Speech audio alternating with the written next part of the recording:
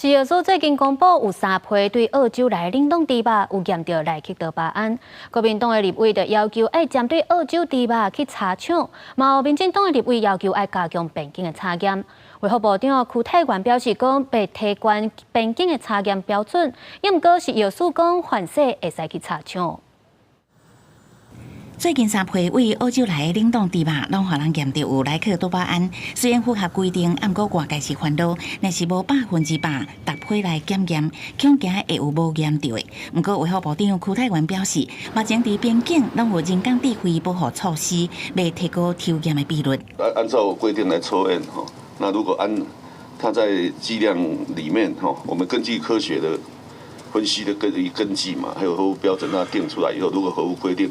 我们就让他进来。有立委即期演过塑料股，捌公告专项为管理措施，要求查厂加100%逐批来检验。即马倒类股煞做袂到，对这代志，食药署长邱志刚伊讲，查厂会当进一步去办理。